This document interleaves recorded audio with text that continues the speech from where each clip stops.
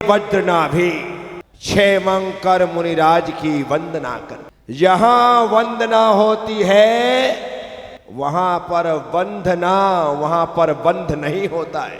इसीलिए देख श्री गुरु के पद पंकज लोचल अलि आनंदे, उनके नेत्र उनके नयन अति आनंद से भर गए। फिर उसके बाद वज्रनाभि चक्रवर्ती क्या करते? 3 प्रदक्षिण दे सिर नायो, करि पूजा थुति कीनी, साधु समीप विनय कर बैठो, चरणन में दिठि दीनी। गुरु उपदेश्यो धर्म श्रोमणि, सुन राजा बैरागे, राज रमा बनितादिक जे रस, ते रस बेरस लागे। जब भी हम भगवान के चरणों में या गुरु चरणों में जाएं तो सबसे पहले क्या करें? सबसे पहले तो गुरु के चरणों को देखा और आनंदित हो गए। चेहरा खुशियों से भर जाना चाहिए। भगवान शांतिनाथ स्वामी की मूर्त कितने अच्छे तरीके से मंदिर में विराजमान की गई है कि जैसे ही हम मंदिर में प्रवेश करते हैं पूरी की पूरी मूर्ति के स्पष्ट दर्शन हमें बाहर से ही हो जाते हैं और देख करके मन आनंद से भाव विभोर हो जाता है, आनंद से भर जाता है। तो भगवान को देख करके आनंद हो गया, गुरु को देख करके आनंद हो गया। आनंद होने के बाद सबसे पहले क्या करना है? तो कहते 3 प्रदक्षिण दे सिर नायो। सबसे पहले परिक्रमा लगती है। क्या? सबसे पहले परिक्रमा। मंदिर में प्रवेश के साथ अर्थात मंदिर के भीतर गए तो भगवान शांतिनाथ की उस मंदिर की सबसे पहले 3 प्रदक्षिणा, 3 परिक्रमा। सौधर्म इंद्र भगवान के जन्म कल्याणक के अवसर पर जब देव परिवार के साथ अयोध्या आता है, अर्थात जिस नगर में भगवान के जन्म होते हैं उस नगर में आता है, तो क्या करता है? सबसे पहले नगर की प्रदक्षिणा देता है। क्या करता है? क्या देखता है? नगर की परिक्रमा लगा रहा है। उसके बाद वह नगर में प्रवेश करता है।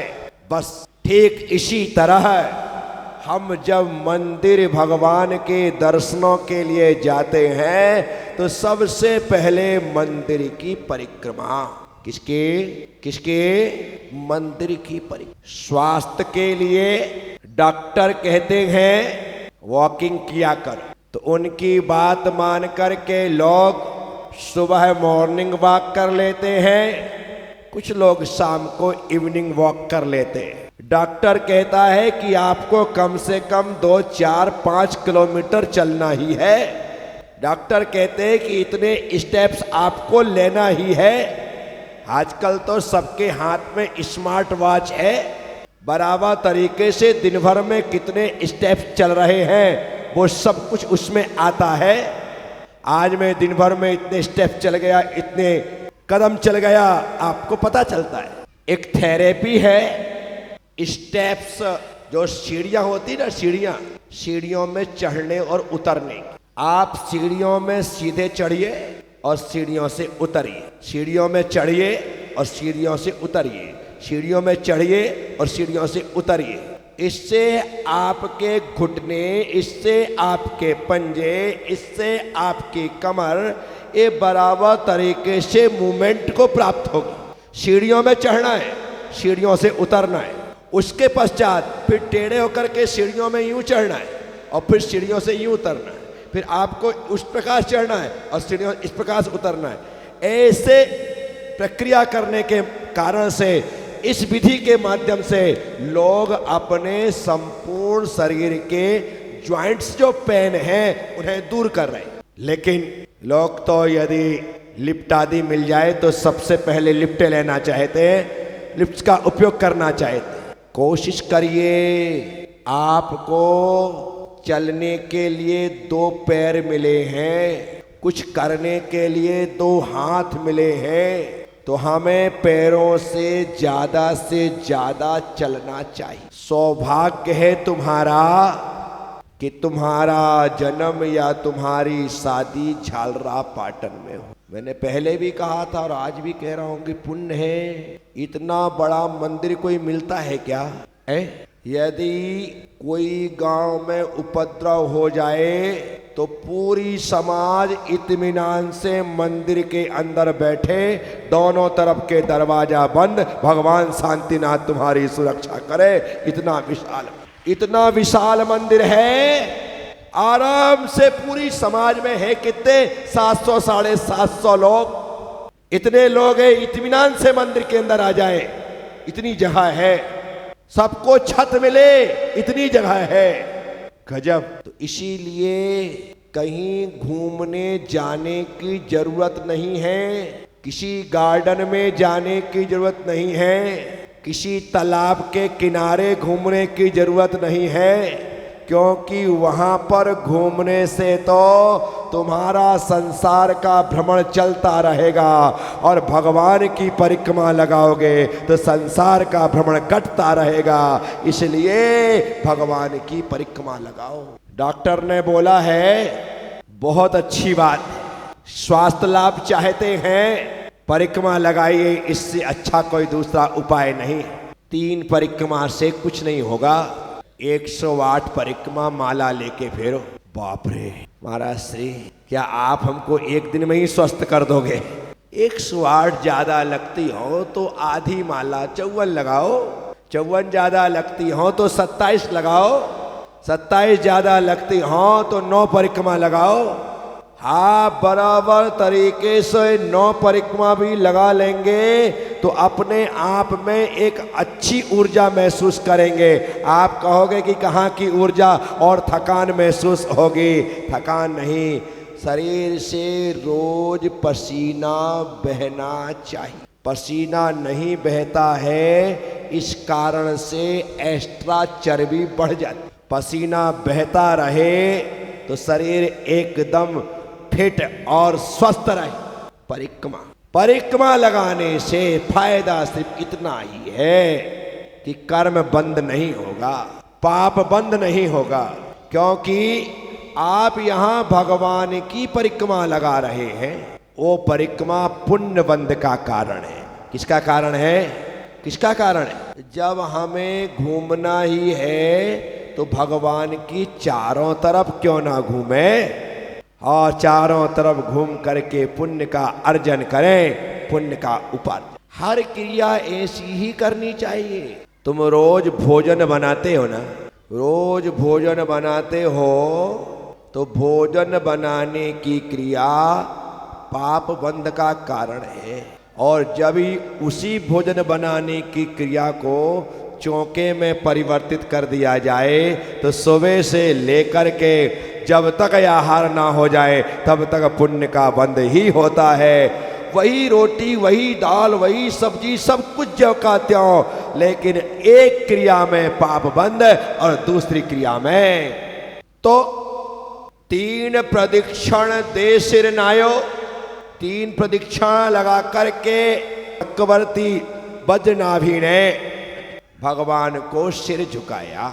ये सिर, ये उत्तमांग, ये माथा, ये मस्तक, सिर्फ और सिर्फ और सिर्फ सच्चे देव शास्त्र गुरु के सामने ही झुकना चाहिए, अन्यत्र और कहीं। ऐसा थोड़ी कि कहीं भी जाकर के पटक दो।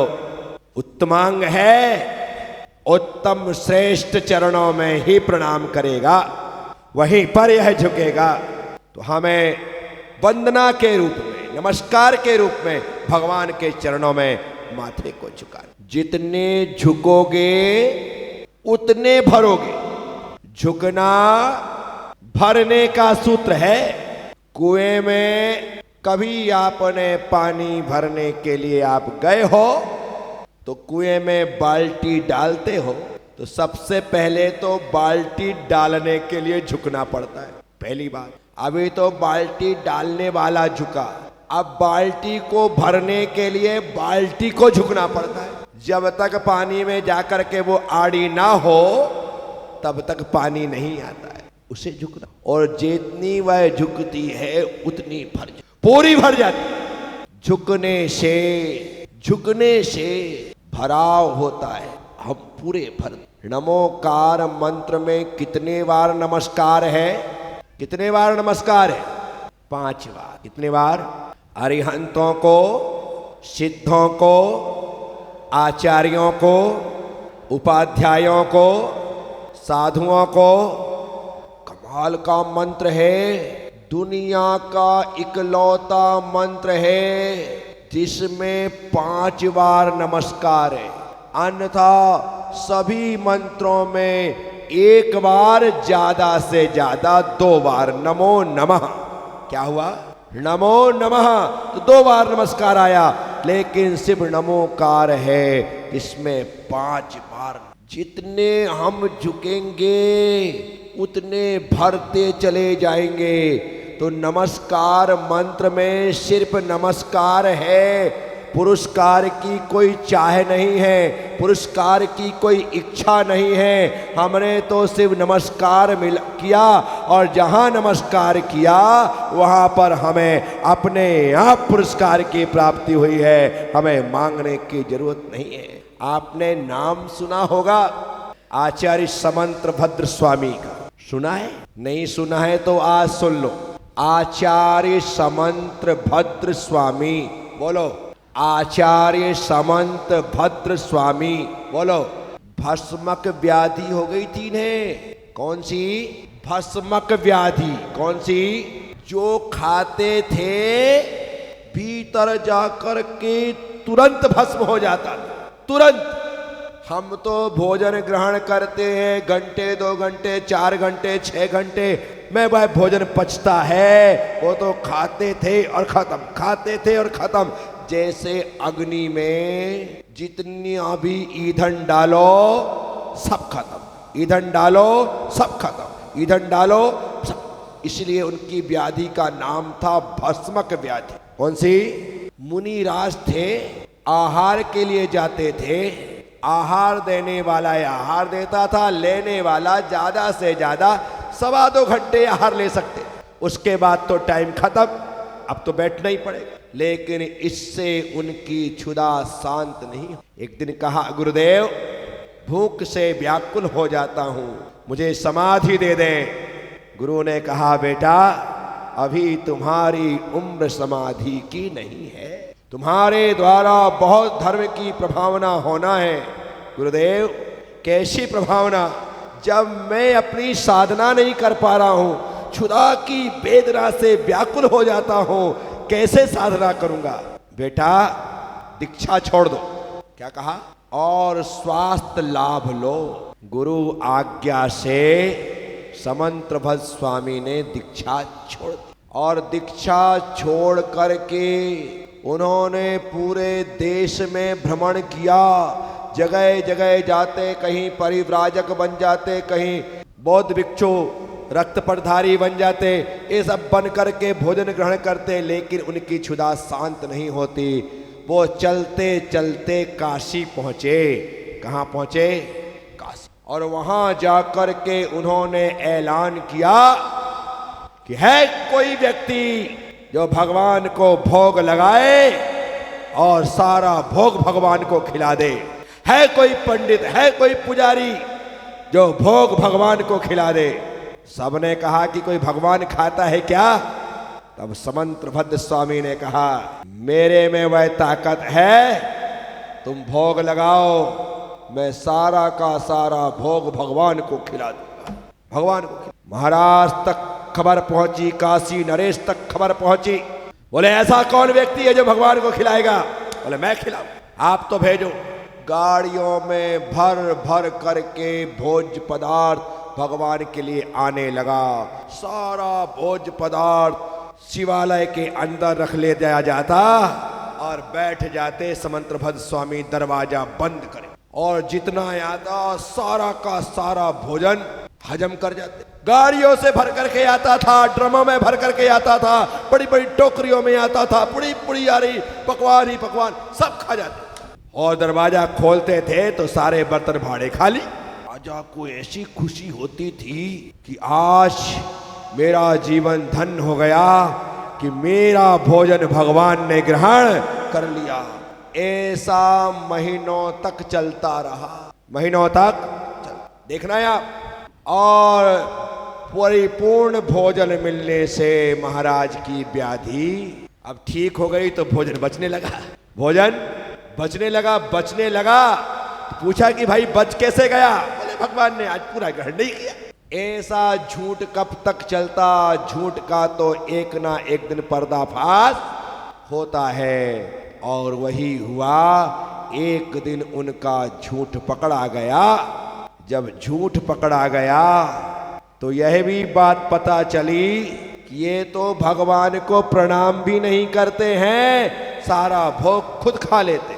तब महाराज ने कहा तुम्हें भगवान को प्रणाम करना पड़ेगा। उसने कहा प्रणाम तो कर लो, लेकिन तुम्हारे भगवान मेरा प्रणाम झेल नहीं पाएंगे, तुम्हारे भगवान मेरा प्रणाम झेल नहीं पाएंगे। बोले क्या बात कर? बोले हाँ, मैं नमस्कार करूंगा और यह शिवलिंग फट जाएगा और भगवान प्रकट हो। अब तो महाराज ने कहा कि ऐसा ही, शिवलिंग फटता है मुझे तकलीफ नहीं, अब तो तुम प्रणाम करो और मैं शिवलिंग को फटता हुआ देखूं। कहा महाराज ऐसे आप अकेले के सामने नहीं, सारी प्रजा को बुलाओ तब करूंगा नमस्कार। कल का समय बढ़िया है, शुभ मुहूर्त है, कल मैं नमस्कार करूंगा सबके सामने। महाराज को लगा कि चकमा दे के भाग गया तो बोले इसे तो पहले बंद कर रखो, पकड़ के रखो, बांध के रखो ताकि भाग ना पाए। बोले आप चिंता मत करो, बंद कर दिया गया। उन्होंने साधना करते हुए, आराधना करते हुए प्रार्थना की कि मैंने कह तो दिया है, हे प्रभु मेरे बचनों की सुरक्षा करना। इतना कहने मात्र से वहां पर ज्वाला मालिनी देवी प्रकट हुई और प्रकट होकर के कहा कि आप चिंता मत करिए, जैसा आपने कहा है वैसा ही होगा। आप तो सुबह जब नमस्कार करने की बात है तो नमस्कार करिए। देखना यहाँ हजारों लोग सुबह उपस्थित हुए। समंत्रभद्र स्वामी आए और आकर के उन्होंने हाथ जोड़ करके स्वयंभू स्तोत्र पढ़ना प्रारंभ किया। और जैसे ही उन्होंने कहा चंद प्रभम चंद्र मरीचि गौरम चंद्रम द्वितीयम जगति विकांतम वंदे विवंदम महताम ऋषीन्द्रम वंदे विवंदम, ऐसा कह करके माथा झुकाया, शिव पिंडी फटी और चंदा प्रभु भगवान प्रकट हो गए। आज भी काशी में फटे महादेव का मंदिर है, मैं खुद देख कर। आज उस समय वह मूर्ति फटी थी, भगवान चंदा प्रभु की मूर्ति वहां नहीं है, लेकिन फटे महादेव आज बहुत सारी दुकानें बनी है। दुकान के बीच में एक छोटा सा मंदिर है, वहां लिखा हुआ है फटे महादेव और शिवलिंग बिल्कुल बीच से दो टुकड़े हैं, अलग ही छेद दिखाई देता है। जब मैं बनारस गया तो स्पेशल फटे महादेव देखने गया, काशी विश्वनाथ गया, मैं कम से कम देखो तो सही वहां जाकर के समझा। तो मैं कह रहा था ये नमोकार मंत्र में सिर्फ नमस्कार है, पुरस्कार नहीं है। यहाँ तो नमस्कार करिए, अपने आप चमत्कार प्रकट होते हैं। ये जिन शासन है, हमने चमत्कार को नमस्कार नहीं किया, हमने नमस्कार में चमत्कार पैदा किया है। ये जिन शासन की विशेषता है। ये जिन शासन की कर्नाटक में एक गांव है अक्कीवाट, जहां पर 500 साल पहले एक मुनिराज हुए विद्यासागर। आज उस गांव में विद्यासागर के प्रति इतनी आस्था है कि गांव के 70% लड़कों का नाम विद्यासागर है। माँ बाप आंख मूंद कर अपने बच्चों का नाम विद्यासागर रखते, पूरा विद्यासागर नाम, विद्या के लिए नहीं पूरा नाम। 70% बच्चों के नाम पूरे अक्कीवाट में उनकी समाधि स्थली। अकबर बादशाह के समय में जब धर्म पर संकट आया तो दिल्ली में हाजिर होने के लिए कहा गया। कहाँ कर्नाटक और कहाँ दिल्ली, 6 महीने का समय था। दिल्ली के लोगों ने यहाँ करके आचार्य महाराज से निवेदन किया, बोले चिंता मत करो मैं आ जाऊंगा।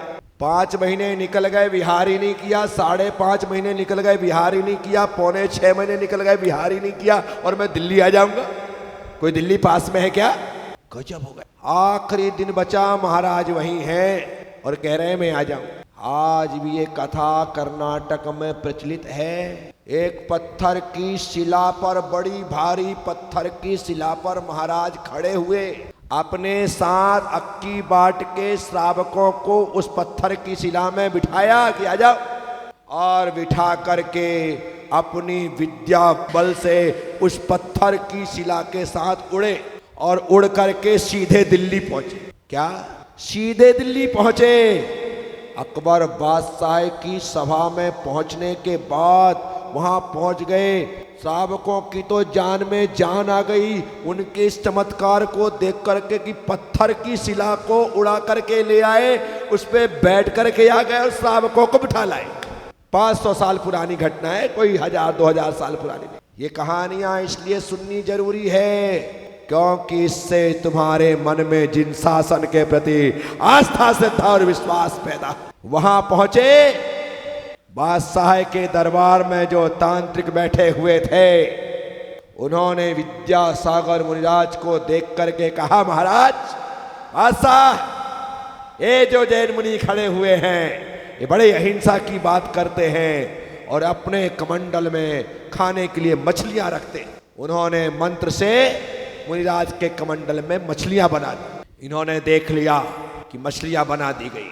तब मुनिराज ने कहा, राजन, जैन मुनि अहिंसा के पुजारी होते हैं, वो अपने कमंडल में मछलियां नहीं अपितु भगवान के लिए पूजा के फूल रखते नहीं, पर दिखाना था उन्हें। फूल बना दिया और कमंडल उल्टा किया तो फूल की बरसात हो गई। फूल की बरसात वहां पर इतने फूल की ढेर लग गए। ओ विद्यासागर महामुनिराज। साथियों, हम उस परंपरा के लोग हैं जिन्होंने चमत्कार को नमस्कार नहीं किया। हम तो नमस्कार में चमत्कार पैदा करने वाले लोग हैं। सच्ची श्रद्धा के साथ भगवान को प्रणाम करते हैं तो प्रणाम का परिणाम इतना अच्छा आता है कि चमत्कार घटित हो जाता है। ऐसे 1-2 नहीं, सैकड़ों उदाहरण में प्रथमान योग के सुना सकता हूँ। आचार्य मानतुंग स्वामी का तुमने सुना होगा, बादेव सिंह का तुमने सुना होगा, धनंजय कवि का तुमने सुना होगा, गुल्लिका जी का तुमने सुना होगा। ऐसे कितने उदाहरण हैं जो इस प्रकार की भगवान के भक्ति के चमत्कार को दिखलाने और बतलाने वाले हैं। 3 प्रदक्षिण दे सिर नायो, 3 प्रदक्षिणा दे करके सिर नवाया, नमस्कार किया। तो आप सब लोग दर्शन विधि में 3 परिक्रमा लगा करके भगवान शांतिनाथ के समक्ष आकर 3 प्रदक्षिण दे सिर नायो, सिर नवाए। करी पूजा स्तुति कीनी, पूजा करके उन्होंने स्तुति की। क्या की? पूजा करके स्तुति की। साधु समीप विनय कर बैठो, जो निकट बैठे किसके? साधु के पास, क्षेमंकर मुनिराज के समीप विनयवंत हो करके बैठे। गुरु के पास हाथ जोड़ करके बैठो, हाथ बांध कर नहीं। ये हमेशा याद रखो, जुड़े हुए हाथों को ही मिलता है, बंधे हुए हाथों को कुछ नहीं मिलता है। मैं तुम्हारे घर आता हूँ ना, ऐसा रहता हूँ तो कुछ नहीं देते, ऐसा रहता हूँ तो कुछ नहीं देते, ऐसा हाथ बांध लेता हूँ तो सब कुछ दे देते हो। जब मुझे भी हाथ बांधने जोड़ने पड़ते हैं तब मुझे मिलता है। तो आप सोचो कि ऐसे ही मिल जाए तो मिलने वाला, तो हाथ बांध कर नहीं, हाथ जोड़कर, लगातार ऐसे नहीं, नीचे भी गोदी में हाथ जोड़े रखे तो भी चल जाएगा। ऐसे में तो ब्लड सर्कुलेशन बिगड़ जाए तो पता लगा हाथ ही ऐसे हो गए। क्या ऐसे हाथ रख सकते हैं, बांधना नहीं है। तरीके से, सलीके से गुरु के समक्ष बैठना चाहिए। तो आपको मिलेगा। ज्योतिष किसी ने पढ़ा हो तो प्रत्येक ग्रह की दृष्टि होती, प्रत्येक ग्रह की दृष्टि, उसमें गुरु ग्रह होता है। जो गुरु ग्रह होता है उसकी पंचम, सप्तम और नवम दृष्टि होती। क्या? पंचम, सप्तम और गुरु अपने घर में बैठ करके पंचम घर को देखता है, सप्तम को देखता है और नवम को देखता है। जब भी हमें प्राप्त करना होता है तो हम गुरु की दृष्टि में इस प्रकार से रहते हैं तो हम पूरी तरह से गुरु कृपा को प्राप्त करते हैं, पूरी तरह से गुरु कृपा को। इसलिए उनकी दृष्टि में आना, उनकी दृष्टि में बैठना चाहिए। 4 महीने में यहाँ रहूं और 4 महीने में आप 4 महीने आए और फिर भी दृष्टि में नहीं आए, कैसे कृपा वर्षे, कैसे कृपा? दृष्टि में तो आना ही पड़ेगा। ज्ञान के माध्यम से आओ या दान के माध्यम से? क्या? ज्ञान के माध्यम से आओ या दान के माध्यम से आओ, क्योंकि 2 ही लोग दृष्टि में आते हैं, या तो ज्ञानी या फिर दानी, या तो ज्ञानी या फिर ज्ञानी, और कोई दृष्टि में नहीं आता। इस सबकी दृष्टि उन्हीं पर जाती है। ज्ञान बान पर लोग ध्यान देते हैं या दानवीरों पर लोग ध्यान देते हैं, बाकी लोग तो सिर्फ ताली बजाते ही रह जाते हैं। ये सच्चाई है, ये सच्चाई। इसीलिए दृष्टि में आने देने के लिए धन नहीं है, कोई बात नहीं, लेकिन सयोत्तम तो है। अच्छा पढ़िए, अच्छा याद करिए, अपने आप दृष्टि में आ जाएंगे। मैं प्रश्न पूछता हूं, आप हाथ उठाइए, सही जवाब दीजिए, आप दृष्टि में आ जाइए। इनाम वाले का नाम होता है, इनाम वाले का नाम होता है। इनाम में क्या मिला ये महत्वपूर्ण नहीं है, इतने लोगों के बीच में इनाम मिला ये महत्वपूर्ण है। ऐसे इनाम तो अपने घर में बहुत सारे हैं, लेकिन हमें इतने लोगों के बीच में सम्मान के साथ बुला करके इनाम दिया गया, ये महत्व। तो 3 प्रदक्षिण देश नायो करी पूजा तुत कीनी, साधु समीप विनय कर बैठो, चरणन में दिठी दी। चरणन में दृष्टि, चरणों में, कहां पर? चरणन में दिठ दीनी, चरणों को देखो, क्योंकि देखने के लिए वही है। जीवन में ये दिगंबर जो मुद्रा है ना, इसके जी भर के दर्शन करना चाहिए। नख से लेकर के सिख तक गुरु की परिपूर्ण मुद्रा के दर्शन होने चाहिए। भगवान शांतिनाथ के चरणों में जाएं तो नीचे से ऊपर तक उनकी वीतराग संपूर्ण मुद्रा के दर्शन करने चाहिए। चरणन में दिठी दीनी, सबसे पहले दृष्टि चरणों में रखो। बड़ों के सामने आंख झुकी हुई अच्छी, देखना और घूरना दोनों में सो मेनी डिफरेंट। अब मैं आपसे कहूं कि आप ऐसे आंख झुका करके बैठे रहो तो कैसा लगेगा? नहीं, हम देखते हैं, लगातार देखते हैं तो हमें घूर नहीं रहे हैं, अपितु हम एक भी शब्द को खोना नहीं चाहते हैं, सब कुछ हमारे ग्रहण हो जाए ये भाव हम रखते हैं। महावीर अष्टक की आखिरी जो पंक्ति होती है हर काव्य की, महावीर स्वामी नयन पथगामी भवतु में। नयन पथ, जब आपके नयन खुले रहेंगे तभी तो भगवान प्रवेश करेंगे, आपके नयन खुले रहेंगे तभी तो गुरु प्रवेश करेंगे, तभी तो वह हमारे भीतर आएंगे। चरणन में दिठ दीनी, उसने अपना ध्यान चरण। गुरु उपदेशो धर्म श्रोमणि, सुन राजा वैरागे। अब गुरुदेव उपदेश दे रहे, गुरुदेव क्या कर रहे? उपदेश दे रहे। वे कहते सुन राजा वैरागे, हे वैराग्य से युक्त राजा, तो सुन मैं तुझे धर्म का उपदेश देता हूं। राज रमा बनिदादिक सारे, जे राज रमा बनिदादिक जे रस, तेरस बेरस लागे। जो राज्य है, जो रमा मतलब स्त्री, राजलक्ष्मी, वनितादिक स्त्री आदि, ये जो रस है अभी तक जो तो विषयों में लगा रहा, ते रस बेरस लागे। यदि भीतर वैराग्य हो जाए तो संसार का रस एकदम नीरस हो जाता है, विरस हो जाता है, फिर संसार में सुख नहीं है। चक्रवर्ती भरत ने 60,000 साल युद्ध किया।